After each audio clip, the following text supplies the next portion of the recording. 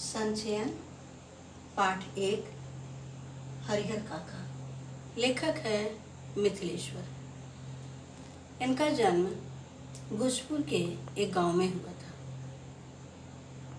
ये ज़्यादातर गांव के चित्रण करने में समर्थ हैं और इनकी ज़्यादातर रचनाएं गांव की रेखा चित्र पर ही आधारित हैं।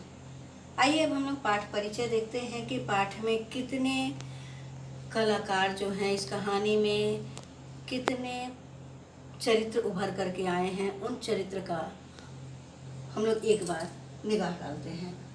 हरिहर काका। सर्वप्रथम यह कहानी जो है हरिहर काका पर ही आधारित है।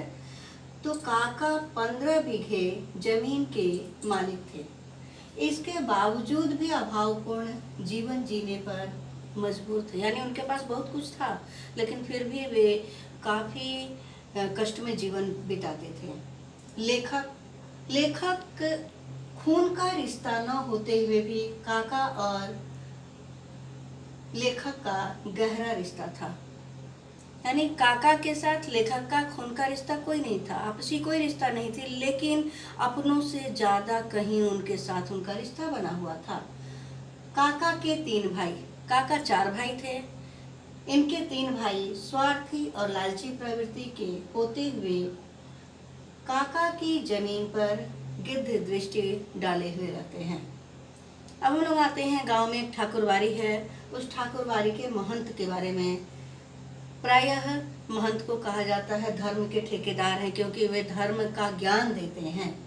धर्म के नाम पर कलंक है। धर्म के ठेकेदार तो हैं, लेकिन धर्म के नाम पर कलंक है। धन लोलुपता एवं अवसरवादी हैं, यानी धन की लालच उनमें बहुत ज्यादा समाई है। अवसर के अनुसार अपने व्यवहार को बदलते रहते हैं। छल एवं बल द्वारा हरिहर काका की जमीन को हथियाने का भरपूर कोशिश करते हैं। जमीन को हथियाने के लिए उन्हें कुछ भी करना पड़े, वे करने को तैयार हैं। इसमें एक नेताजी भी हैं। नेताजी प्रायः नेता समाज के लिए होता है, लेकिन प्रायः ऐसा देखा नहीं गया है कि नेता कभी सामाजिक होते हैं।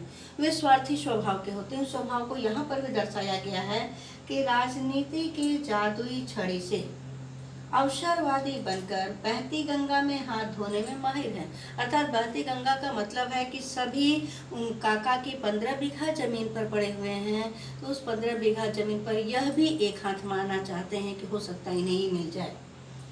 पाठ परिचय में लेखक हमें बताना चाहते हैं कि इस पाठ में लेखक ने धर्म के ठेकेदारों की स्वार्थी प्रवृत्ति को उजागर किया है। यह कहानी पारिवारिक संबंधों को कुचलती हुई, कुकर्म का पांव फैलती हुई कुकर्म तथा हिंसा वृत्ति जैसे यथार्थ सत्य को आईना दिखाया है।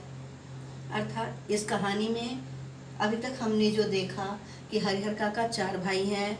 चारों भाई के बीच में 60 बीघा की जमीन है और उस 60 बीघा में चारों भाई के हिस्से पर 15-15 बीघा जमीन आती है। हरिहर काका निसंतान हैं।